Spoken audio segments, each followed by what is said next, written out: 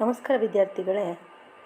ಪ್ರಥಮ PUCಯ 4ನೇ ಪದ್ಯವಾದಂಥ ಹಾಲುಬಿದಳ್ ಕಲ್ಮರಂ ಕರಗುವಂತೆ ಈ ಒಂದು ಪದ್ಯವನ್ನು ರಚಿಸಿದಂತಹವರು ಲಕ್ಷ್ಮೀಶ ಕವಿಗಳು.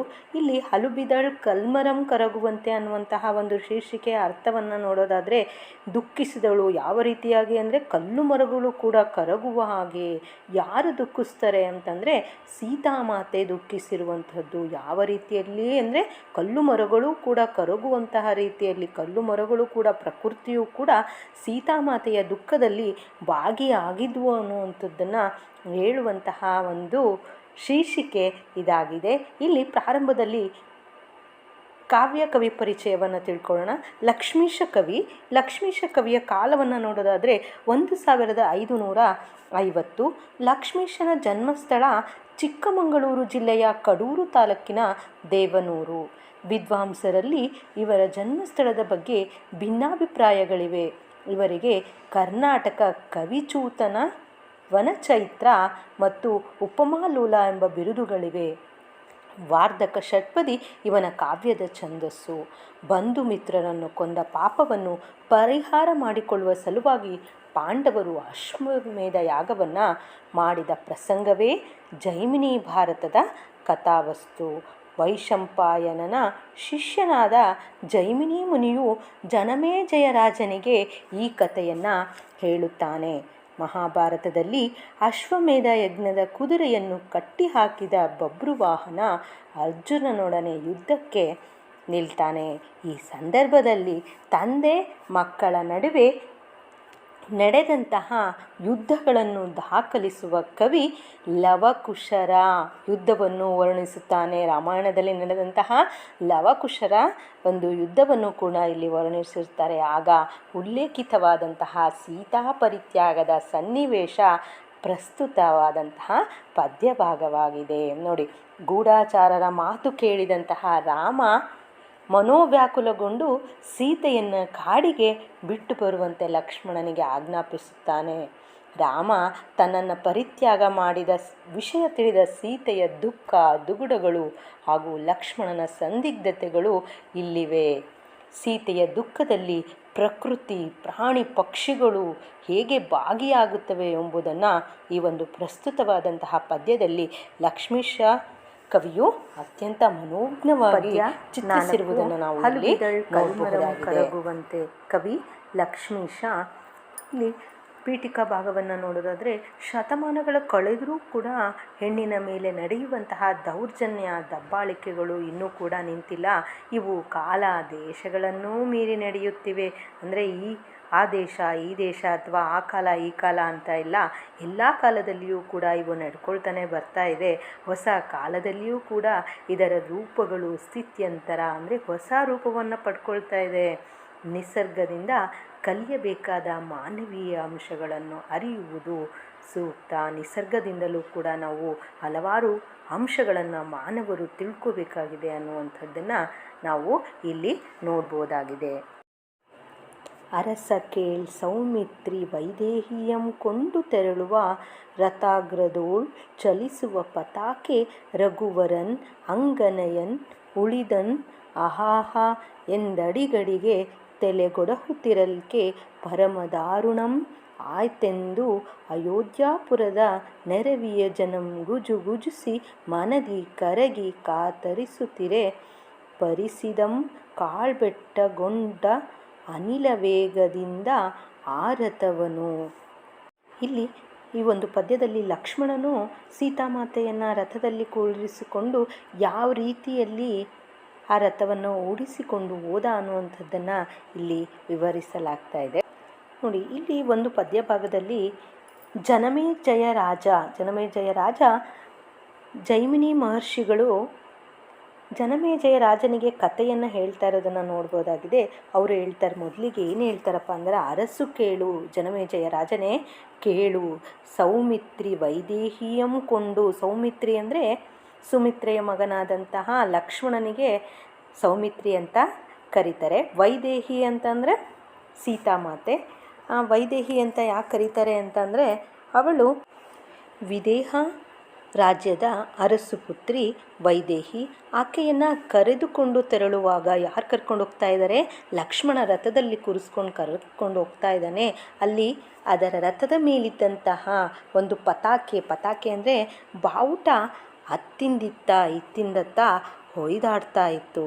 ಆ ಬಾವುಟ ಯಾವ ರೀತಿಯಾಗಿ ಭಾಸವಾಗ್ತಾ ಇತ್ತು ಅಂತ ಅಂದರೆ, ಅದು ಇಲ್ಲಿ ಯಾವ ತಪ್ಪನ್ನೂ ಮಾಡದ ಸೀತಾದೇವಿಯನ್ನು ಅರಣ್ಯಕ್ಕೆ ಕಳಿಸುವಂತಹ ಶ್ರೀರಾಮನ ತೀರ್ಮಾನ ಸರಿಯಿಲ್ಲ ಅಂತ ಹೇಳುವಂತೆ ತಲೆಯನ್ನು ಅಲ್ಗಾಡಿಸ್ತಾ ಇರುವಂತೆ ಕಾಣಿಸುವಂತೆ ಭಾಸವಾಗ್ತಾ ಇತ್ತು. ಅಷ್ಟೇ ಅಲ್ಲ, ಶ್ರೀರಾಮನು ಸೀತೆಯನ್ನು ಕಾಡಿಗೆ ಕಳಿಸುತ್ತಿರುವಂತಹದ್ದನ್ನು ಅಯೋಧ್ಯೆಯ ಜನರು ನೋಡಿಬಿಟ್ಟು ಇದು ಪರಮ ಕ್ರೌರ್ಯ ಎಂದು ಗುಜುಗುಜಿಸಿದರು. ಗುಜುಗುಜಿಸು ಅಂದರೆ ತಮ್ಮಲ್ಲಿಯೇ ಪಿಸುಮಾತಿನಿಂದ ಮಾತಾಡ್ಕೊಳ್ತಾ ಇದ್ರು. ಅಷ್ಟೇ ಅಲ್ಲ, ಅವರು ಮನದಲ್ಲಿ ಆಕೆಯ ಸ್ಥಿತಿಯನ್ನು ನೋಡಿ ನೊಂದ್ಕೊಳ್ತಾ ಇದ್ರು. ಆದರೆ ಲಕ್ಷ್ಮಣ ಮಾತ್ರ ಯಾವುದನ್ನೂ ಲೆಕ್ಕಿಸದೆ ಆಕೆಯನ್ನು ರಥದಲ್ಲಿ ಕುಳಿಸಿಕೊಂಡು ವಾಯುವೇಗದಲ್ಲಿ ರಥವನ್ನು ಓಡಿಸ್ಕೊಂಡು ಹೊರಟ್ಬಿಟ್ಟ ಎಂದು ಕವಿ ಈ ರೀತಿಯಾಗಿ ವಿವರಿಸಿರುವುದನ್ನು ನಾವು ಇಲ್ಲಿ ನೋಡಬಹುದು. ಇಳಿದು ರಥದಿಂ ಮಂದಾಕಿನಿಗೆ ಪೊಡಮಟ್ಟು ಬಳಿಕ ನಾವಿಕರೊಡನೆ ನಾವದೋಳ್ ಗಂಗೆಯಂ ಕಳೆದು ನಿರ್ಮಲ ತೀರ್ಥದೋಳ್ ಮಿಂದು ಸೌಮಿತ್ರಿ ಮತ್ತೆ ಭೂಜಾತೆ ಸಹಿತ ಒಳಗೊಳಗೆ ಮರುಗಿ ಬಿಸಿ ಸುಯ್ದು ಚಿಂತಿಸುವ ಮುಂದಳೆದ ಉಗ್ರ ಮೃಗ ಪಕ್ಷಿಗಣದಿಂದ ಘೂರ್ಮಿಸುವ ಹಳುವಮಂ ಪೊಕ್ಕನ್ ಅಡಿಯಿಡು ಒಡ ಹಸದಳಮೆಂಬ ಕರ್ಕಶದ ಮಾರ್ಗದಿಂದ. ಈ ಒಂದು ಪದ್ಯ ಭಾಗದಲ್ಲಿ ಆ ಕಾಡಿನ ಹತ್ರ ಹೋದಂತಹ ಒಂದು ಸಂದರ್ಭವನ್ನು ಕವಿ ಇಲ್ಲಿ ವರ್ಣಿಸಿರುವುದನ್ನು ನಾವು ನೋಡ್ಬೋದಾಗಿದೆ. ಅಯೋಧ್ಯೆಯಿಂದ ವಾಯುವೇಗದಲ್ಲಿ ರಥವನ್ನು ಓಡಿಸ್ಕೊಂಡು ಬಂದಂತಹ ಲಕ್ಷ್ಮಣನು ಗಂಗಾ ನದಿಯನ್ನು ಸಮೀಪಿಸ್ತಾನೆ. ಮಂದಾಕಿನಿ ಅಂದರೆ ಗಂಗಾ ನದಿಗೆ ಮಂದಾಕಿನಿ ಅಂತ ಕರೀತಾರೆ. ಅಲ್ಲಿ ಮೊದಲು ನಮಸ್ಕಾರ ಮಾಡ್ತಾರೆ. ಆಮೇಲೆ ಸೀತೆ ಮತ್ತು ಲಕ್ಷ್ಮಣರು ನಾವಿಕರ ಸಹಾಯದಿಂದ ಅಂದರೆ ಅಂಬಿಗನ ಸಹಾಯದಿಂದ ದೋಣಿಯಲ್ಲಿ ನದಿಯನ್ನು ದಾಟಿ ನಂತರ ರಥದಿಂದ ಇಳಿದು ಶುದ್ಧವಾದ ಗಂಗೆಯಲ್ಲಿ ಮೀದು ಅಂದರೆ ಮುಳುಗಿ ಅನಂತರ ಭೂಜಾತೆ ಅಂದರೆ ಸೀತೆಯ ಜೊತೆ ಒಳಗೊಳಗೆ ನೊಂದ್ಕೊಳ್ತಾ ನಿಟ್ಟುಸಿರನ್ನು ಬಿಡ್ತಾನೆ.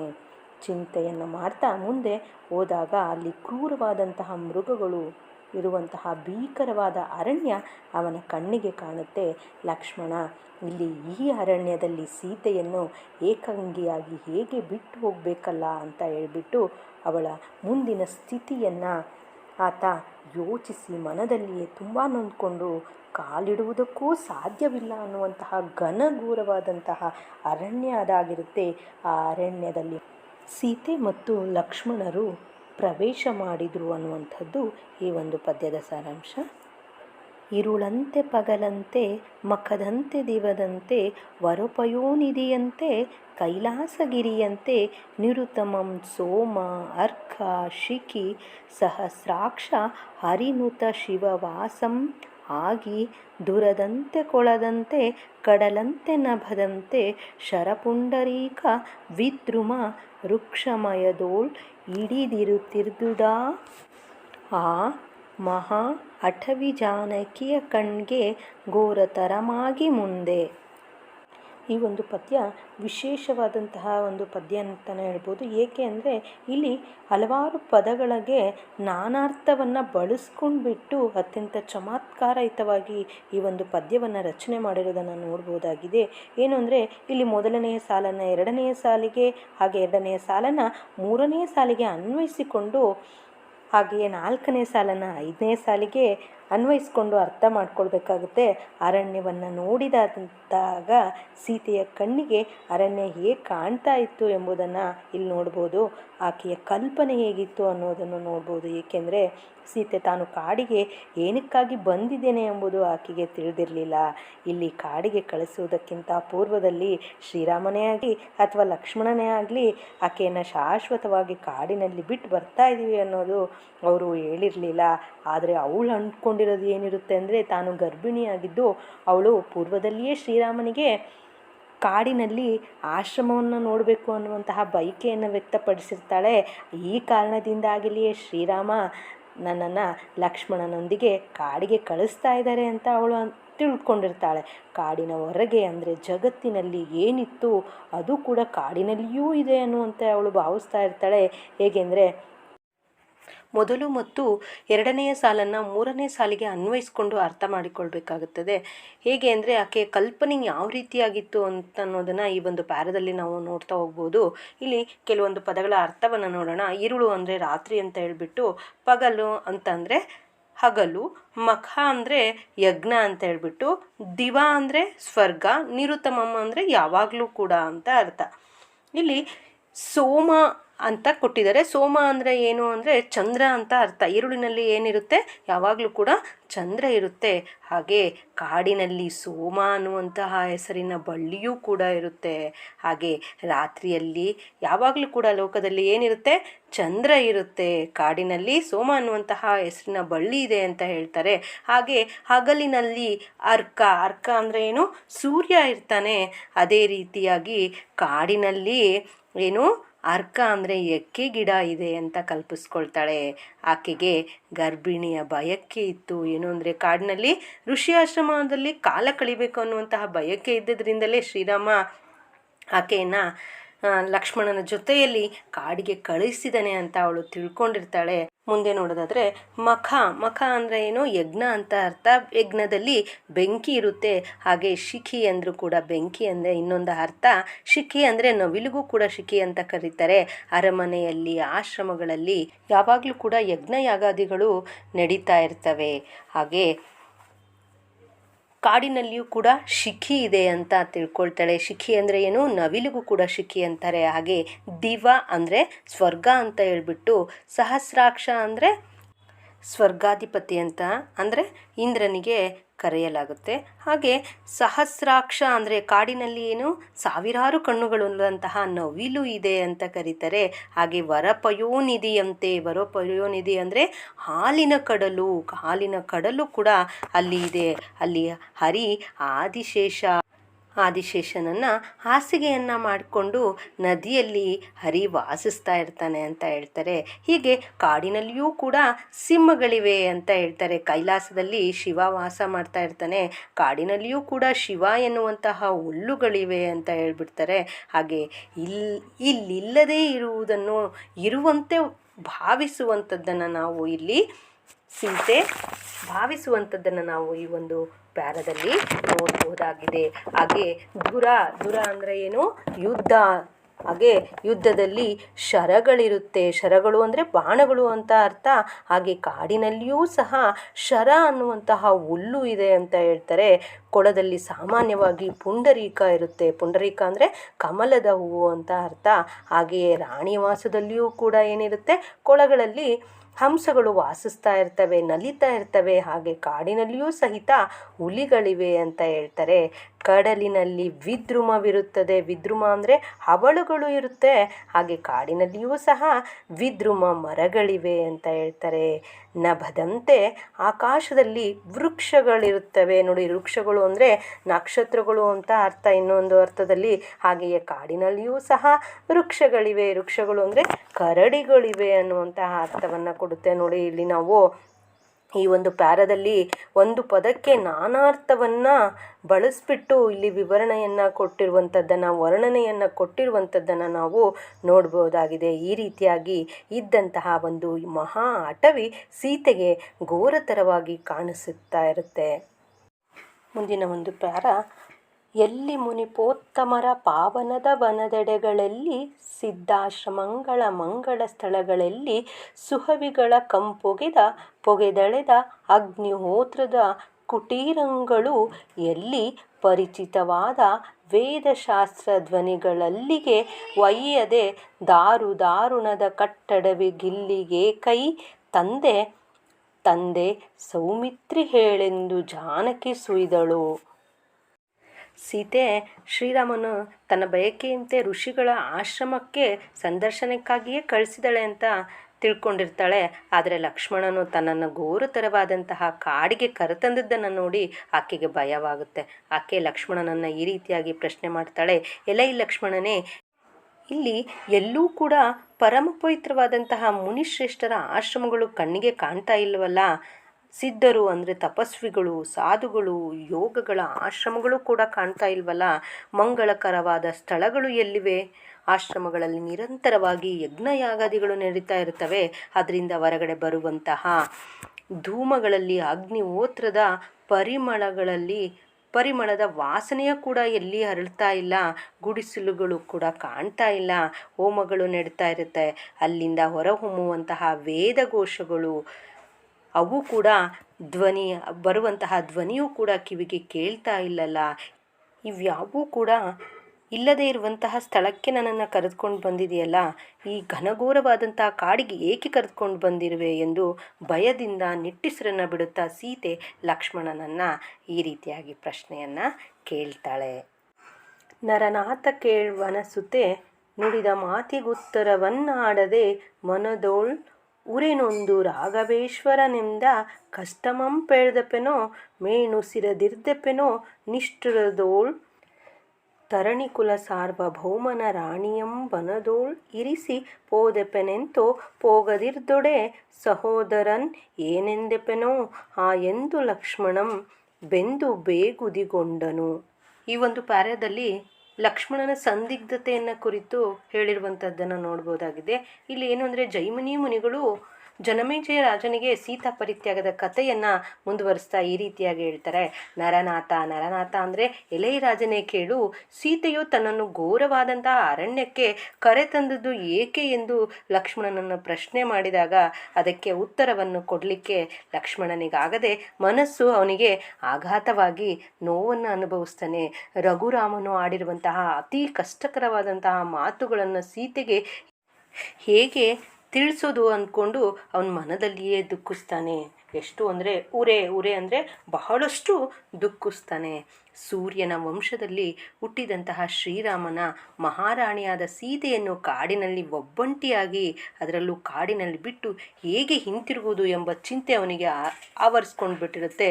ಇದರ ಜೊತೆಯಲ್ಲಿ ಸೀತೆಯನ್ನು ಕಾಡಿನಲ್ಲಿ ಬಿಟ್ಟು ಹೋಗದಿದ್ರೆ ತನ್ನ ಅಣ್ಣ ಶ್ರೀರಾಮ ಏನಂತ ತಿಳ್ಕೊಳ್ತಾನೋ ಅನ್ನುವಂತಹ ಚಿಂತೆ, ಈ ಎರಡೂ ಕೆಲಸಗಳು ಲಕ್ಷ್ಮಣಿಗೆ ಬಹಳ ಕಷ್ಟಕರವಾಗಿ ಕಂಡುಬರುತ್ತೆ.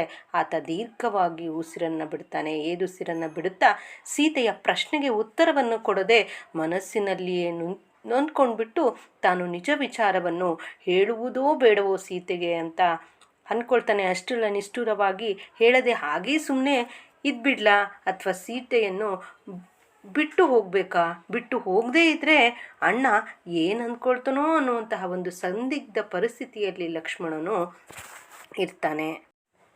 ದೇವಿ ನಿನಗಿನ್ನೆಗಂ ಪೇಳ್ದುದಿಲ್ಲಪವಾದಂ ಆವರಿಸೆ ನಿನ್ನನೊಲ್ಲದೆ ರಘುಕುಲೋದ್ಭವಂ ಸೀವರಿಸಿ ಬಿಟ್ಟು ಕಾಂತಾರಕ್ಕೆ ಕಳುಹಿ ಬಾಯೆಂದೆನಗೆ ನೇಮಿಸಿದೊಡೆ ಆ ವಿಭುವಿನಾಜ್ಞೆಯಂ ಮೀರಲರಿಯದೆ ಮೆಲ್ಲನೀ ವಿಪಿನ ಕೊಡಗೊಂಡು ಬಂದೆನ್ ನಿನ್ನ ಒಯ್ಯೊಯ್ಯನೆ ನಾ ಆವಲ್ಲಿಗಾದೊಡಂ ಪೋಗೆಂದು ಲಕ್ಷ್ಮಣಂ ಬಾಷ್ಪಲೋಚನನಾದನು. ಕೊನೆಗೂ ಲಕ್ಷ್ಮಣ ಸೀತೆಯನ್ನು ಕಾಡಿಗೆ ಕರೆತಂದುದರ ಕಾರಣವನ್ನು ಹೇಳ್ತಾನೆ. ಸೀತಾದೇವಿಯೇ, ನಿನ್ನನ್ನು ಕಾಡಿಗೆ ಕಷ್ಟಪಟ್ಟು ಕರೆತಂದದ್ದು ಏಕೆಂದರೆ, ಇದುವರೆಗೂ ಕೂಡ ನಾನು ನಿನ್ನನ್ನು ಕಾಡಿಗೆ ಏಕೆ ಕರೆದುಕೊಂಡು ಬಂದೆ ಅಂತ ನಿಮಗೆ ಹೇಳಿರಲಿಲ್ಲ. ರಾಮನ ಮೇಲೆ ಒಂದು ಅಪವಾದ ಬಂದು ಒದಗಿಬಿಡ್ತು. ಈ ಕಾರಣದಿಂದಲೇ ಶ್ರೀರಾಮ ನಿನ್ನನ್ನು ಪರಿತ್ಯಾಗ ಮಾಡೋದಕ್ಕಾಗಿ ತೀರ್ಮಾನ ತೆಗೆದುಕೊಂಡ, ನಿನ್ನನ್ನು ಬಿಡಲು ನಿರ್ಧರಿಸಿದ. ಹಾಗಾಗಿ ಅವನು ನಿನ್ನನ್ನು ಈ ಕಾಡಿನಲ್ಲಿ ಬಿಟ್ಟು ಬರಲು ಆಜ್ಞೆ ಮಾಡಿದ್ದಾನೆ. ನಾನು ಶ್ರೀರಾಮ ಪ್ರಭುವಿನ ಆಜ್ಞೆಯನ್ನು ಮೀರಲು ಆಗದೆಯೇ ನಾನು ಕೂಡ ನಿನ್ನನ್ನು ಈ ಮಹಾರಣ್ಯಕ್ಕೆ ಕರೆದುಕೊಂಡು ಬಂದಿದ್ದೇನೆ. ಇನ್ನು ನೀನು ಇಲ್ಲಿಂದ ಎಲ್ಲಿಗಾದರೂ ನಿಧಾನವಾಗಿ ಹೋಗಬಹುದು ಎಂದು ಹೇಳಿದಂತಹ ಲಕ್ಷ್ಮಣನ ಮಾತಿನ ಜೊತೆಯಲ್ಲಿಯೇ ಅವನಿಗೆ ಕಣ್ತುಂಬಿಕೊಂಡ್ಬಿಟ್ಟು ದುಃಖಭರಿತನಾಗಿ ಕಾಡಿನಲ್ಲಿ ಸೀತೆಯ ಮುಂದೆಯೇ ನಿಂತ್ಕೊಳ್ತಾನೆ.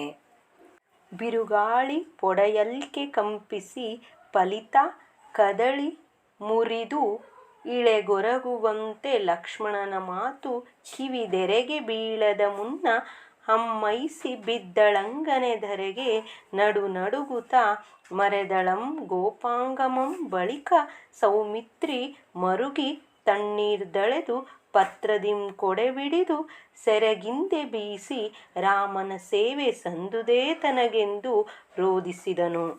ಲಕ್ಷ್ಮಣ ಹೇಳಿದಂತಹ ಮಾತುಗಳನ್ನು ಕೇಳಿದ ತಕ್ಷಣ ಸೀತೆಗೆ ಆಘಾತವಾಗುತ್ತೆ. ಶ್ರೀರಾಮ ತನ್ನನ್ನು ಬಿಟ್ಟಿದ್ದಾನೆ ಎಂಬ ವಿಷಯ ಲಕ್ಷ್ಮಣನಿಂದ ಹೇಳಿದ ತಕ್ಷಣ ಸೀತೆಗೆ ಸಹಿಸಲು ಕೂಡ ಸಾಧ್ಯವಾಗದೆ ಬಹಳ ದುಃಖವಾಗುತ್ತೆ. ಭೀಕರವಾದಂತಹ ಬಿರುಗಾಳಿ ಬೀಸಿದಾಗ ಗೊನೆ ಬಿಟ್ಟಂತಹ ಬಾಳೆಗಿಡ ಹೇಗೆ ಕಂಪಿಸಿ ತಕ್ಷಣ ನೆಲಕ್ಕೆ ಬೀಳುತ್ತಲ್ಲ ಹುರುಳುತ್ತಲ್ಲ, ಹಾಗೆ ಗರ್ಭಿಣಿಯಾದಂತಹ ಸೀತೆ ಕುಸಿದು ಮೂರ್ಛೆ ಬಂದು ನೆಲದ ಮೇಲೆ ಬಿದ್ದಳು ಅನ್ನುವಂಥದ್ದನ್ನು ಇಲ್ಲಿ ಹೇಳಿದ್ದಾರೆ. ಹೇಗೆ ಅಂದರೆ ಗರ್ಭಿಣಿಯಾದಂತಹ ಸೀತೆಯನ್ನು ಇಲ್ಲಿ ಬಾಳೆ ಗಿಡಕ್ಕೆ ಹೋಲಿಸಿರುವುದನ್ನು ನಾವು ನೋಡಬಹುದಾಗಿದೆ. ಮೂರ್ಛೆ ತಪ್ಪಿದಂತಹ ಸೀತೆಯನ್ನು ನೋಡುತ್ತಾ ದುಃಖಿಸ್ತಾ ಕಣ್ಣೀರಿಡ್ತಾ ಇರುವಂತಹ ಒಂದು ಕಾಡಿನಲ್ಲಿ ಇರುವಾಗ ಅಲ್ಲಿಯೇ ಒಂದು ದೊಡ್ಡದಾದಂತಹ ಎಲೆಯನ್ನು ತಂದು ಅದನ್ನು ಕೊಡೆಯಂತ ಹಿಡಿತಾನೆ. ಯಾರೂ ಲಕ್ಷ್ಮಣ ನೆರಳನ್ನು ಒದಗಿಸ್ತಾನೆ. ತಾನು ಒದೆದಿದ್ದಂತಹ ಅಂಗವಸ್ತ್ರವನ್ನು ತುದಿಯಿಂದ ಆಕೆಗೆ ಗಾಳಿಯನ್ನು ಬೀಸ್ತಾನೆ. ತಣ್ಣೀರನ್ನು ಆಕೆಯ ಮುಖದ ಮೇಲೆ ಎರಚುತ್ತಾನೆ, ಅಂದರೆ ಚಿಮುಕಿಸ್ತಾನೆ. ಈ ರೀತಿಯಾಗಿ ಸೀತೆಯನ್ನು ಎಚ್ಚರಗೊಳ್ಳುವಂತೆ ಮಾಡ್ತಾನೆ. ರಾಮನ ಆಜ್ಞೆಯನ್ನು ಪಾಲಿಸುವುದಕ್ಕಾಗಿ ಈ ರೀತಿ ಸೀತೆಯನ್ನು ಸೇವೆ ಮಾಡುವಂತೆ ಆಯ್ತಲ್ಲ ಅಂತ ಅವನು ಬಹಳಷ್ಟು ದುಃಖಿಸ್ತಾನೆ. ಬಿಟ್ಟನೇ ರಘುದ್ವಹಂ ನನ್ನನ್ ಅಕಟಕಟ ತಾಮುಟ್ಟನೆ ನೆಗಳ್ದ ಬಾಳ್ಕೆಗೆ ಸಂಚಕಾರಮಂ ಕೊಟ್ಟನೆ ಸುಮಿತ್ರಾ ತನುಜ ಕಟ್ಟ ಅರಣ್ಯದೋಳ್ ಕಳುಹಿ ಬಾಯೆಂದು ನಿನಗೆ ಕೊಟ್ಟನೆ ನಿರೂಪಮಂ ತಾನೆನ್ನ ಕಣ್ಬಟ್ಟೆಗೆಟ್ಟನೆ ಮನುವಲ್ಲಭನ ಅಗಲ್ದ ಅಡವಿಯೋಳ್ ಎನ್ನ ಅಟ್ಟನೆ ಪಿಶಾಚದ ಒಲೆಂತಿಹೆನೋ ಕೆಟ್ಟೆನಲ್ಲ ಎಂದು ವರಲ್ದಳ್ ಅಬಲೆ. ಶ್ರೀರಾಮ ಆಕೆಯನ್ನು ಬಿಟ್ಟದ್ದನ್ನು ಅವಳು ಕೇಳಿಬಿಟ್ಟು ಅವಳು ಯಾವ ರೀತಿಯಾಗಿ ದುಃಖಿಸಿದ್ಲು ಅನ್ನುವಂಥದ್ದನ್ನು ಈ ಪ್ಯಾರದಲ್ಲಿ ನೋಡ್ಬೋದಾಗಿದೆ. ಈ ರೀತಿಯಾಗಿ ಹೇಳ್ತಾಳೆ, ಸೀತೆ ರಘುರಾಮನು ನನ್ನನ್ನು ಬಿಟ್ಬಿಟ್ನೆ, ಅಯ್ಯೋ ಇನ್ನು ಆತ ನನ್ನನ್ನು ಮುಟ್ಟುವುದಿಲ್ಲವೇ? ಇದುವರೆಗೂ ನಮ್ಮಿಬ್ಬರ ಸಂಬಂಧ ಪ್ರಸಿದ್ಧವಾಗಿತ್ತು, ಇದಕ್ಕೆ ಶ್ರೀರಾಮ ಸಂಸ್ಕಾರವನ್ನು ತಂದುಬಿಟ್ನೆ. ಎಲೆ ಲಕ್ಷ್ಮಣನೇ, ಭಯಂಕರವಾದ ಈ ಕಾಡಿನಲ್ಲಿ ಬಿಟ್ಟು ಬರಲೆಂದು ಶ್ರೀರಾಮ ಆಜ್ಞೆ ಮಾಡಿದ್ನೇ. ಅಯ್ಯೋ ಅವನ ಕಣ್ಣು ಕುರುಡಾಯಿತೇನೋ, ಅವನನ್ನು ಕಣ್ಣಿಗೆ ಬಟ್ಟೆ ಕಟ್ಕೊಂಡೋ ಏನು? ಯಾಕೆಂದರೆ ಅಗ್ನಿ ಪ್ರವೇಶ ಮಾಡಿಸಿದ ಮೇಲೆಯೇ ಸೀತೆ ಪವಿತ್ರಳಿಂದ ಮೇಲೆ ಅಯೋಧ್ಯೆಗೆ ಕರೆದುಕೊಂಡು ಬಂದಿದ್ದಾನೆ. ಇಷ್ಟೆಲ್ಲ ಗೊತ್ತಿದ್ರೂ ಸಹಿತ ಒಬ್ಬ ಪ್ರಜೆಯ ಮಾತಿಗೆ ಬೆಲೆ ಕೊಟ್ಟನೆ. ಸತ್ಯ ಗೊತ್ತಿದ್ದರೂ ಸಹಿತ ಆಜ್ಞೆ ಮಾಡಿದನೇ. ವಲ್ಲಭನನ್ನು ಅಗಲಿ ಪಿಶಾಚಿಯಂತೆ ಕಾಡಿನಲ್ಲಿ ನಾನೊಬ್ಬಳೇ ಹೇಗಿರಲಿ ಎಂದು ಅಯ್ಯೋ ನಾನು ಕೆಟ್ಟೆನಲ್ಲ ಎಂದು ಸೀತೆ ಅತಿಯಾದ ದುಃಖವನ್ನು ಪಟ್ಟಿರುವಂಥದ್ದನ್ನು ಈ ಒಂದು ಪ್ಯಾರದಲ್ಲಿ ನಾವು ನೋಡಬಹುದಾಗಿದೆ.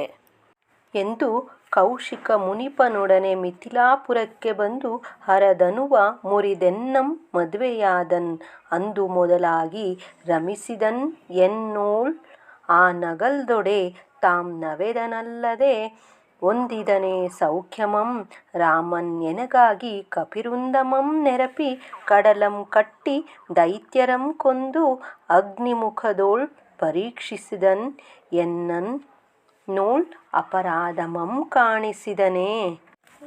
ಸೀತೆ ಶ್ರೀರಾಮನ ಜೊತೆ ಮದುವೆಯಾದ ಬಳಿಕ ತಾನು ಅನುಭವಿಸಿದಂತಹ ಸುಖ ದುಃಖಗಳನ್ನು ನೆನಪಿಸ್ಕೊಳ್ತಾಳೆ. ತನ್ನನ್ನು ಎಂಥ ಸಂದರ್ಭದಲ್ಲಿಯೂ ಸಹಿತ ತನ್ನನ್ನು ಪ್ರೀತಿಯಿಂದ ನೋಡಿಕೊಳ್ತಾ ಇದ್ದ, ಆದರೆ ಈ ರೀತಿಯಾಗಿ ಕಠಿಣವಾಗಿ ವರ್ತಿಸಿದನೆ ಎಂದು ಅವಳಿಗೆ ಆಶ್ಚರ್ಯವಾಗಿ ಆತನ ವರ್ತನೆಯನ್ನು ಕಂಡು ದಿಗ್ಭ್ರಾಂತಳಾಗ್ತಾಳೆ. ಅಂದು ಶ್ರೀರಾಮ ಕೌಶಿಕ ಮುನಿಗಳ ಜೊತೆಗೆ ಮಿಥಿಲಾಪುರಕ್ಕೆ ಬಂದು ಜನಕ ಮಹಾರಾಜನ ಇಟ್ಟಂತಹ ಪಣದಲ್ಲಿ ಗೆದ್ದು ನನ್ನನ್ನು ಅಂದರೆ ಶಿವಧನಸ್ಸನ್ನು ಎದೆಗೇರಿಸಿಕೊಂಡು ಧನಸ್ಸು ಮುರಿಯುತ್ತಾ ಆನಂತರ ಸೀತೆಯ ಜೊತೆಗೆ ವಿವಾಹವಾಗುತ್ತೆ. ಶಿವಧನಸ್ಸನ್ನು ಮುರಿದು ತನ್ನ ಶೌರ್ಯವನ್ನು ತೋರಿಸಿದನು, ತನ್ನನ್ನು ವರಿಸಿದನು. ಅಂದಿನಿಂದ ಶ್ರೀರಾಮ ಆನಂದದ ಕ್ಷಣಗಳನ್ನೇ ಕಳೆದನು. ರಾವಣ ಅಪಹರಿಸಿದಾಗಲೂ ನನ್ನ ಅಗಲಿಕೆಯಿಂದ ಬಹಳ ದುಃಖಗೊಂಡಿದ್ದ. ಮತ್ತೆ ನನ್ನನ್ನು ಮರಳಿ ಪಡೆಯಲು ವಾನರ ಸೈನ್ಯವನ್ನು ಕಟ್ಟಿ ಲಂಕೆಗೆ ಸಮುದ್ರಕ್ಕೆ ಸೇತುವೆಯನ್ನು ನಿರ್ಮಿಸಿದ. ರಾವಣ ಹಾಗೂ ಇತರ ದೈತ್ಯ ರಾಕ್ಷಸರನ್ನೂ ಕೂಡ ಕೊಂದು ನನ್ನನ್ನು ಕಾಪಾಡ್ದ. ನಂತರ ನನ್ನನ್ನು ಅಗ್ನಿ ಪ್ರವೇಶಕ್ಕೆ ಗುರು ಮಾಡಿದ. ತನ್ನ ಹೆಂಡತಿ ಪರಿಶುದ್ಧಳು ಎಂದು ಇಡೀ ಜಗತ್ತಿಗೆ ಸಾರುವುದಕ್ಕಾಗಿ. ಆದರೆ ಶ್ರೀರಾಮನಿಗೆ ನನ್ನಲ್ಲಿ ಯಾವ ದೋಷ ಕಾಣಿಸಿತ್ತು ಈಗ ಎಂದು ಲಕ್ಷ್ಮಣನಿಗೆ ಸೀತೆ ಪ್ರಶ್ನೆ ಮಾಡ್ತಾಳೆ. ಅವಳಿಗೆ ಆಶ್ಚರ್ಯಕ್ಕಿಂತಲೂ ಬಹಳಷ್ಟು ದುಃಖಿತವಾಗಿ ಪ್ರಶ್ನೆಯನ್ನು ಕೇಳಿರುವಂಥದ್ದನ್ನು ನಾವು ಇಲ್ಲಿ ನೋಡಬಹುದಾಗಿದೆ.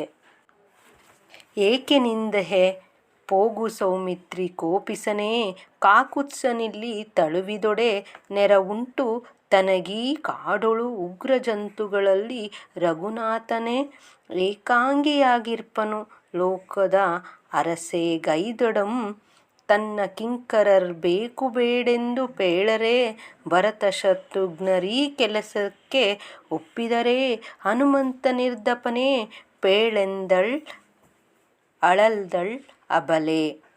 ಏಕೆ ನಿಂತಿರುವೆ ಸೌಮಿತ್ರಿ? ಲಕ್ಷ್ಮಣನೇ ಹೊರಡು. ಕಾಕುತ್ಸ ಅಂದರೆ ಶ್ರೀರಾಮ ಅಲ್ಲಿ ಕೋಪಿಸಿಕೊಳ್ತಾನೆ. ಅಣ್ಣನಿಗೆ ನೀನು ತಡ ಮಾಡಿದರೆ ಕೋಪ ಬರುತ್ತೆ. ನನಗೆ ಕಾಡಿನಲ್ಲಿರುವಂತಹ ಉಗ್ರ ಜಂತುಗಳು ಸಹಾಯಕ್ಕಿವೆ. ರಘುನಾಥ ಅಂದರೆ ಶ್ರೀರಾಮ ಅಲ್ಲಿ ಏಕಾಂಗಿಯಾಗಿದ್ದಾನೆ. ಲೋಕದ ಅರಸರು ಏನೇ ಮಾಡಿದರೂ ಅದು ಸರಿಯಾಗಿರುತ್ತೆ. ಅಧೀನ ಸೇವಕರು ಅದನ್ನು ಸರಿ ತಪ್ಪು ಎಂದು ಪ್ರಶ್ನೆ ಮಾಡುವ ಹಾಗಿಲ್ಲ. ನನ್ನನ್ನು ಕಾಡಿಗೆ ತಂದು ಬಿಡಲು ಭರತ ಶತ್ರುಘ್ನರು ಒಪ್ಪಿಕೊಂಡ್ರಾ? ಹನುಮಂತನಾದರೂ ರಾಮನ ಜೊತೆ ಇದ್ದನೇ ಎಂದು ದುಃಖ ಹಾಗೂ ವ್ಯಂಗ್ಯದ ಮಾತುಗಳನ್ನು ಸೀತೆ ಮಾತನಾಡಿದ್ದನ್ನು ನಾವು ಇಲ್ಲಿ ನೋಡಬಹುದಾಗಿದೆ. ಕಡೆಗೆ ಕರುಣಾಳು ರಾಘವನಲ್ಲಿ ತಪ್ಪಿಲ್ಲ. ಕಡುಪಾತಕಂಗೈದು ಪೆಣ್ಣಾಗಿ ಜನಿಸಿ ತನ್ನೊಡಲಂ ಪೊರೆವುದ್ ಎನ್ನೋಳ್ ಅಪರಾಧಮುಂಟು ಸಾಕಿಲ್ಲಿರಲ್ಬೇಡ ನೀನು ನಡೆ ಪೋಗು ನಿಲ್ಲದಿರ್ ನಿನಗೆ ಮಾರ್ಗದೊಳಾಗ ಅಡಿಗಡಿಗೆ ಸುಖಮೆಂದು ಸೀತೆ ಕಂಬನಿಗಳಂ ಮಿಡಿದಾರ್ತೆಯಾಗಿರಲ್ ಸೌಮಿತ್ರಿ ನುಡಿದನ ವಿಪಿನದ ಅಭಿಮಾನಿಗಳ್ಗೆ. ತಾನು ಹೆಣ್ಣಾಗಿ ಹುಟ್ಟಿದ್ದು ತನ್ನ ಕರ್ಮದ ಫಲ. ಕರುಣಾಳುವಾದಂತಹ ರಾಘವನಲ್ಲಿ ಯಾವ ತಪ್ಪೂ ಇಲ್ಲ. ಮಾಡಬಾರದ ಪಾಪಗಳನ್ನು ಮಾಡಿ ಹೆಣ್ಣಾಗಿ ಹುಟ್ಟಿದ್ದು ನನ್ನ ಪಾಪ. ನಾನು ಸ್ತ್ರೀತ್ವವನ್ನು ಹೇಗಾದರೂ ಮಾಡಿ ನಾನು ರಕ್ಷಿಸಿಕೊಳ್ಳಬೇಕು. ನಾನು ಹೇಗೋ ಕಾಡಿನಲ್ಲಿ ಬದುಕುತ್ತೇನೆ. ತಡ ಮಾಡದೆ ಅಯೋಧ್ಯಕ್ಕೆ ಹಿಂದಿರುಗು ಎಂದು ಲಕ್ಷ್ಮಣನಿಗೆ ತಕ್ಷಣ ಹೊರಡಲು ಆಜ್ಞೆ ಮಾಡ್ತಾಳೆ. ನೀನು ಹೋಗುವ ಮಾರ್ಗದಲ್ಲಿ ಹೆಜ್ಜೆ ಹೆಜ್ಜೆಗೂ ಸುಖವಾಗಲಿ ಎಂದು ಕಣ್ಣೀರಾಕುತ್ತಾ ಆಕೆಗೆ ಲಕ್ಷ್ಮಣನಿಗೆ ಹಾರೈಸ್ತಾಳೆ. ಸೀತೆಯು ಆಡಿದಂತಹ ಮಾತುಗಳನ್ನು ಕೇಳಿದಂತಹ ಲಕ್ಷ್ಮಣ ಸೀತೆಗೆ ಕಾಡಿನಲ್ಲಿ ಯಾವುದೇ ಅಪಾಯಗಳು ಬರಬಾರದೆಂದು ವನದೇವತೆಗಳನ್ನು ಹಲವಾರು ರೀತಿಯಲ್ಲಿ ಬೇಡಿಕೊಳ್ತಾನೆ. ಮುಂದಿನ ಒಂದು ಪ್ಯಾರ.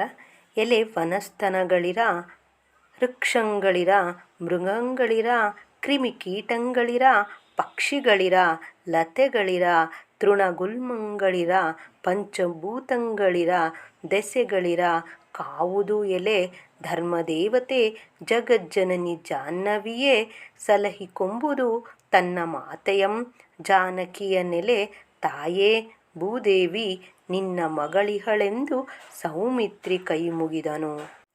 ಲಕ್ಷ್ಮಣನು ಕಾಡಿನಲ್ಲಿರುವಂತಹ ಭೂಮಿ, ನೀರು, ಬೆಂಕಿ, ಗಾಳಿ, ಆಕಾಶ, ಪಂಚಭೂತಗಳು ಹಾಗೆ ಅಲ್ಲಿರುವಂತಹ ಪ್ರಾಣಿ, ಪಶು, ಪಕ್ಷಿ, ಕ್ರಿಮಿ, ಕೀಟ, ಗಿಡ, ಮರಗಳು ಪಂಚಭೂತಗಳನ್ನೆಲ್ಲ ಕುರಿತು ಹಾಗೆ ಭೂದೇವಿಯನ್ನು ಕುರಿತು ಈ ರೀತಿಯಾಗಿ ಪ್ರಾರ್ಥಿಸುವುದನ್ನು ನಾವು ನೋಡ್ಬೋದಾಗಿದೆ. ಲಕ್ಷ್ಮಣ ವನದೇವತೆ ಪ್ರಾಣಿ ಪಕ್ಷಿಗಳನ್ನು ಪ್ರಾರ್ಥಿಸ್ತಾನೆ. ಏನಂತಾನೆ ಅಂದರೆ, ಎಲೈ ಕಾಡಿನಲ್ಲಿರುವಂತಹ ವನದೇವತೆಗಳೇ, ಪ್ರಾಣಿಗಳೇ, ಪಕ್ಷಿಗಳೇ, ಕ್ರಿಮಿಕೀಟಗಳೇ, ಧರ್ಮದೇವತೆಯೇ, ಜಗತ್ತನ್ನು ಕಾಪಾಡುವಂತಹ ಗಂಗಾಮಾತೆಯೇ, ಪಂಚಭೂತಗಳೇ, ಜಾನಕಿಯ ತಾಯಿಯಾದಂತಹ ಭೂದೇವಿಯೇ, ತನ್ನ ಸೀತಾದೇವಿಯನ್ನು ಆದರದಿಂದ ನೋಡಿಕೊಳ್ಳಿ. ನಿನ್ನ ಮಗಳಾದ ಸೀತೆಯು ಇಲ್ಲಿಯೇ ಇರುವಳು ಎಂದು ಹೇಳಿ ಲಕ್ಷ್ಮಣನು ವಸುದೆಗೆ ನಮಸ್ಕಾರ ಮಾಡ್ತಾನೆ. ಅರಸ ಕೇಳಲ್ಲಿರ್ತ ಪಕ್ಷಿ ಮೃಗ ಜಂತುಗಳ್ ಧರಣಿಸುತೆಯಂ ಬಳಸಿ ನಿಂದು ಮೈಯೊಡಗಿ ಜೋಳ್ದಿರದೆ ಕಂಬನಿಗೆರೆದು ನಿಜ ವೈರಮಂ ಮರೆದು ಪುಲ್ಮೇವುಗಳನೆ ತೊರೆದು ಕೊರಗುತ್ತಿರ್ದವು ಕೂಡೆ ವೃಕ್ಷಲತೆಗಳ್ ಬಾಡಿ ಸೊರಗುತ್ತಿರ್ದವು. ಶೋಕಬಾರದಿಂ ಕಲ್ಲುಗಳಂ ಕರಗುತ್ತಿರ್ದವು. ಜಗದೊಳುತ್ತಮರ ಹಾನಿಯಂ ಕಂಡು ಸೈರಿಸವರುಂಟೆ. ಜೈಮಿನಿ ರಾಜರು ಜನಮೇಜಯ ರಾಜನಿಗೆ ಕಥೆಯನ್ನು ಮುಂದುವರಿಸುತ್ತಾ ಹೇಳ್ತಾರೆ. ಎಲೈ ರಾಜನೇ ಕೇಳು, ಸೀತೆಗೆ ಒದಗಿದಂತಹ ಸಂಕಷ್ಟದ ಸ್ಥಿತಿಯನ್ನು ಕಂಡು ಕಾಡಿನಲ್ಲಿರುವಂತಹ ಮೃಗಗಳು, ಪಕ್ಷಿಗಳು, ಜಂತುಗಳು, ಪ್ರಾಣಿಗಳು ಎಲ್ಲವೂ ಬಂದು ತಮ್ಮ ಮೈಯನ್ನು ಅಡಗಿಸಿಕೊಂಡು ಆಕೆಯ ಸುತ್ತ ನಿಂತ್ಕೊಂಡು ಕಣ್ಣೀರು ಸುರಿಸುತ್ತವಂತೆ. ತಮ್ಮೊಳಗಿರುವಂತಹ ಪರಸ್ಪರ ವೈರತ್ವವನ್ನು ಕೂಡ ಮರೆತು, ಹೇಗೆ ಅಂದರೆ ಚಿರತೆ ಮತ್ತು ಜಿಂಕೆ, ಹಾವು ಮತ್ತು ಮುಂಗ್ಸಿ, ಕೆಲವು ಪ್ರಾಣಿಗಳು ವೈರತ್ವ ಇದ್ದರೂ ಕೂಡ ಇವನ್ನೆಲ್ಲ ಮರೆತು ತನ್ನ ಮೈಯನ್ನು ಕುಗ್ಗಿಸಿಕೊಂಡು ಸೀತೆಯ ಸುತ್ತಲೂ ನಿಂತ್ಕೊಂಡ್ವಂತೆ. ಅವುಗಳೆಲ್ಲ ಅವತ್ತಿನ ದಿನ ಹುಲ್ಲುಗಳನ್ನು, ಮೇವು, ಆಹಾರವನ್ನು ಕೂಡ ಬಿಟ್ಟು ಕೊರಗುತ್ತಿದ್ದವು. ಅಲ್ಲಿರುವಂತಹ ಮರ ಬಳ್ಳಿಗಳು ಸೊರಗಿ ಬಾಡಿ ಹೋಗಿದ್ವು. ದುಃಖವನ್ನು ಸಹಿಸಲಾರದೆ ಕಾಡು, ಕಲ್ಲು, ಮರಗಳು ಸಹ ಕರಗಿ ನೀರಾದವು. ಈ ರೀತಿಯಾಗಿ ಸೀತೆಯ ದುಃಖದಲ್ಲಿ ಭಾಗಿಯಾದಂತಹ ಮೃಗ, ಪಕ್ಷಿ, ಹಲವಾರು ಜಂತುಗಳು, ಲತೆ, ಬಳ್ಳಿಗಳು, ತರುಲತೆಗಳು ಅಂತ ಹೇಳ್ತಾರೆ ನೋಡಿ. ಇವೆಲ್ಲವೂ ಕೂಡ ಕವಿ ದುಃಖಿಸಿದ್ವು, ಸೀತೆಯ ಜೊತೆಯಲ್ಲಿ ದುಃಖಿಸಿದ್ವು ಅನ್ನುವಂಥದ್ದನ್ನು ಉಪಮಾಲೋಲ ಕವಿಯಾದಂತಹ ಲಕ್ಷ್ಮೀಶನು ಅತ್ಯಂತ ಮನೋಜ್ಞವಾಗಿ ವರ್ಣನೆಯನ್ನು ಮಾಡಿರುವುದನ್ನು ನಾವು ಇಲ್ಲಿ ನೋಡಬಹುದಾಗಿದೆ. ಜಗತ್ತಿನಲ್ಲಿ ಉತ್ತಮರಾಗಿರುವಂತಹವರಿಗೆ ಕೇಡನ್ನು ಸಹಿಸುವವರು ಯಾರೂ ಇಲ್ಲ ಎಂದು ಹೇಳುತ್ತಾರೆ. ಒಳ್ಳೆಯವರಿಗೆ ಕೇಡು ಬಂತೆಂದರೆ ಯಾರೂ ಇರುವುದಿಲ್ಲ. ನಿಜವಾದ ಉತ್ತಮರಾದರೆ ಅವರ ದುಃಖದಲ್ಲಿ ಎಂತಹವರೂ ಕೂಡ ಅವರ ನೋವಿನೊಂದಿಗೆ ಭಾಗಿಯಾಗ್ತಾರೆ ಅನ್ನುವಂಥದ್ದನ್ನು ನಾವು ಇಲ್ಲಿ ನೋಡಬಹುದಾಗಿದೆ. ಪೃಥ್ವಿಯಾತ್ಮಜೆ ಬಳಿಕ ಚೇತರಿಸಿ ತನಗಿನ್ನು ಪತಮಾವುದೆಂದು ದೆಸೆ ದೆಸೆಗಳಂ ನೋಡಿ ಸಲೆ ಶಿಥಿಲಂ ಆದ ಅವಯವದ ಧೂಳಿಡಿದ ಮೈಯ ಬಿಡು ಮುಡಿಯಂ ವಿಕೃತಿಯನ್ ಎಣಿಸದೆ ಮಿಥಿಲೇಂದ್ರ ವಂಶದೋಳ್ ಜನಿಸಿ ರಘುಕುಲದ ದಶರಥ ನೃಪನ ಸೊಸೆಯಾಗಿ ತನಗೆ ಕಟ್ಟಡವಿಯೋಳ್ ವ್ಯತಿಸುವಂತಾಯ್ತಕಟ ವಿಧಿಯೆಂದು ಹಲುಬಿದಳ್ ಕಲ್ಮರಂ ಕರಗುವಂತೆ. ಸ್ವಲ್ಪ ಹೊತ್ತಿನ ಬಳಿಕ ಚೇತರಿಸಿಕೊಂಡ ಸೀತೆ ಮುಂದಿನ ದಾರಿ ಯಾವುದು ಎಂದು ದಿಕ್ಕುಗಳನ್ನು ನೋಡ್ತಾ ಇರ್ತಾಳೆ. ಅವಳ ಅಂಗಾಂಗಗಳೆಲ್ಲ ಶಿಥಿಲಾವಸ್ಥೆಗೆ ಬಂದಿದ್ವು. ಆಕೆ ಅರೆ ಪ್ರಜ್ಞಾವಸ್ಥೆಯಲ್ಲಿ ಇರ್ತಾಳೆ. ಆಕೆಯ ಅಂಗಾಂಗಗಳೆಲ್ಲ ಶಕ್ತಿಹೀನವಾಗಿರ್ತವೆ. ತನ್ನ ಧೂಳಿಡಿದ ದೇಹವನ್ನು ಬಿಚ್ಚಿ ಕೆದರಿರುವಂತಹ ಕೂದಲನ್ನೂ ಲೆಕ್ಕಿಸದೆ ಸೀತೆ ತಾನು ಜನಕ ಮಹಾರಾಜನ ವಂಶದಲ್ಲಿ ಮಗಳಾಗಿ ಜನಿಸಿದವಳು ಮತ್ತು ರಘುವಂಶದ ದಶರಥ ಮಹಾರಾಜನ ಸೊಸೆಯಾದವಳು. ಇಂತಹ ಭೀಕರವಾದಂತಹ ಕಾಡಿನಲ್ಲಿ ತೊಳಾಡುವಂತಾಯ್ತಲ್ಲ, ಅಯ್ಯೋ ವಿಧಿಯೇ ಎಂದು ಮರಗಳನ್ನು ಮತ್ತು ಕಲ್ಲುಗಳು ಕೂಡ ಕರಗುವಂತಹ ರೀತಿಯಲ್ಲಿ ದುಃಖವನ್ನು ವ್ಯಕ್ತಪಡಿಸ್ತಾಳೆ. ಸಾಮಾನ್ಯವಾಗಿ ಕಲ್ಲು ಮರಗಳು ಕರಗುವುದನ್ನು ನಾವು ಎಲ್ಲಿಯೂ ಕಂಡಿಲ್ಲ. ಆದರೆ ಸೀತೆಯು ದುಃಖವನ್ನು ಕಂಡು ಪ್ರಕೃತಿಯಲ್ಲಿರುವಂತಹ ಕಲ್ಲು ಮರಗಳು ಕೂಡ ಕರಗಿದವು ಎನ್ನುವಂಥದ್ದನ್ನು ಕವಿ ಇಲ್ಲಿ ವರ್ಣಿಸಿರುವುದನ್ನು ನಾವು ನೋಡಬಹುದಾಗಿದೆ. ಅನ್ನೆಗಂ ಮಖಕ್ಕೆ ಯೂಪವನ ಅರಸುತ ಬನಕ್ಕೆ ಸನ್ನುತ ತಪೋಧನಂ ವಾಲ್ಮೀಕಿ ಮುನಿವರಂ ತನ್ನ ಶಿಷ್ಯರ್ವೆರಸಿ ನಡೆತಂದು ಕಾಡೋಳ್ ಓರ್ವಳೆ ಪುಗಲ್ ದೆಸೆಗಾಣದೆ ಬನ್ನದಿಂ ಬಗೆಗೆಟ್ಟು ಪಾಡಳಿದು ಗ್ರೀಷ್ಮ ಋತುವಿನ್ ಎವೆವ ಕಾಂತರದ ಅಧಿದೇವಿ ತಾನೆನಲ್ ಸನ್ನ ಗದ್ಗದ ಕಂಠೆಯಾಗಿ ರೋದಿಸುತ್ತಿದ್ದ ವೈದೇಹಿಯಂ ಕಂಡನು. ಅಷ್ಟರಲ್ಲಿ ಮುನಿಶ್ರೇಷ್ಠರು, ತಪೋಧನ ಅಂದರೆ ತಪಸ್ವಿಗಳಾದಂತಹ ವಾಲ್ಮೀಕಿ ಋಷಿಗಳು ಹಲವಾರು ಶಿಷ್ಯರ ಜೊತೆಗೆ ವಾಲ್ಮೀಕಿ ಋಷಿಗಳು ಸೀತೆ ಇದ್ದಂತಹ ಕಾಡಿಗೆ ಬಂದಿರ್ತಾರೆ. ಅವರು ಯಜ್ಞ ಪಶುವನ್ನು ಕಟ್ಟಲು ಕಂಬವನ್ನು ಹುಡ್ಕೊಂಡು ಬಂದಿರ್ತಾರೆ. ಆ ಕಂಬವನ್ನು ಯೂಪ ಅಂತ ಹೇಳ್ಬಿಟ್ಟು ಕರೀತಾರೆ. ಅದನ್ನು ಹುಡ್ಕೊಂಡು ಬಂದಿರುವಂತಹ ಸಮಯದಲ್ಲಿ ಏಕಾಂಗಿಯಾಗಿ ದಿಕ್ಕು ಕಾಣದೆ ದುಃಖಭ್ರಾಂತಳಾಗಿ ಗ್ರೀಷ್ಮ ಋತುವಿನಲ್ಲಿ ಅಂದರೆ ಬೇಸಿಗೆ ಕಾಲದಲ್ಲಿ ರೋಧಿಸ್ತಿರುವಂತಹ ವನದೇವತೆಯಂತೆ ಕಾಣುತ್ತಿರುವಂತಹ ಸೀತಾಮಾತೆಯನ್ನು ವಾಲ್ಮೀಕಿ ಮಹರ್ಷಿಗಳು ನೋಡ್ತಾರೆ. ದೇವಿ ಬಿಡು ಶೋಕಮಂ ಪುತ್ರಯುಗಮಂ ಪಡೆವೆ ಭಾವಿಸದರಿನ್ನು ಸಂದೇಹಮಂ ಜನಕಂಗೆ ನಾವನ್ಯರಲ್ಲ ನಮ್ಮಾಶ್ರಮಕ್ಕೆ ಬಂದು ನೀಂ ಸುಖದೊಳಿರ್ದೊಡೆ ನಿನ್ನನು ಆವಾವ ಬೈಕೆಯುಂಟೆಲ್ಲಮಂ ಸಲಿಸಿ ತಾನೋವಿಕೊಂಡಿರ್ಪೆನ್ ಅಂಜದಿರೆಂದು ಸಂತೈಸಿ ರಾವಣಾರಿಯ ರಾಣಿಯಂ ನಿಜ ತಪೋವನಕ್ಕೆ ವಾಲ್ಮೀಕಿ ಕರೆತಂದನು. ದುಃಖಿಸುತ್ತಿದ್ದಂತಹ ಸೀತೆಯನ್ನು ವಾಲ್ಮೀಕಿ ಮಹರ್ಷಿಗಳು ಸಮಾಧಾನ ಪಡಿಸ್ತಾರೆ. ಆಕೆಯನ್ನು ಕುರಿತು ಈ ರೀತಿಯಾಗಿ ಹೇಳ್ತಾರೆ, ಅಳಬೇಡ, ನಿನಗೆ ಅವಳಿ ಮಕ್ಕಳು ಜನಿಸುವರು, ಅದರಲ್ಲಿಯೂ ಗಂಡು ಮಕ್ಕಳು ಜನಿಸುವರು. ನನ್ನನ್ನು ನೋಡಿ ಏಕೆ ಈ ರೀತಿ ಹೇಳುತ್ತಿರುವಿರೆಂದು ನನ್ನ ಮೇಲೆ ಅನುಮಾನ ಪಡಬೇಡ. ನಿನ್ನ ತಂದೆಯಾದಂತಹ ಜನಕ ಮಹಾರಾಜನಿಗೆ ನಾನು ತುಂಬ ಪರಿಚಿತನಾದವನು. ನಾನು ಅನ್ಯನಲ್ಲ, ನಾನು ಬೇರೆ ಅಲ್ಲ. ನನ್ನ ಆಶ್ರಮಕ್ಕೆ ಬಾ, ಅಲ್ಲಿ ನಿನಗೆ ಇರುವಂತಹ ಬಯಕೆಗಳೆಲ್ಲವನ್ನೂ ನಾನು ಈಡೇರಿಸುತ್ತೇನೆ, ಸುಖವಾಗಿ ನೋಡಿಕೊಳ್ಳುತ್ತೇವೆ, ಹೆದರಬೇಡ ಬಾ ಎಂದು ಸಮಾಧಾನ ಪಡಿಸ್ತಾರೆ. ಶ್ರೀರಾಮನ ಮಡದಿಯಾದ ಸೀತಾದೇವಿಯನ್ನು ವಾಲ್ಮೀಕಿ ಮಹರ್ಷಿಗಳು ತಮ್ಮ ಆಶ್ರಮಕ್ಕೆ ಕರೆದುಕೊಂಡು ಹೋಗ್ತಾರೆ. ಹೀಗೆ ಸೀತಾ ಪರಿತ್ಯಾಗದ ಈ ಒಂದು ಸಂದರ್ಭವನ್ನು ಈ ಪದ್ಯದ ಮೂಲಕ ತಿಳಿದುಕೊಂಡವು.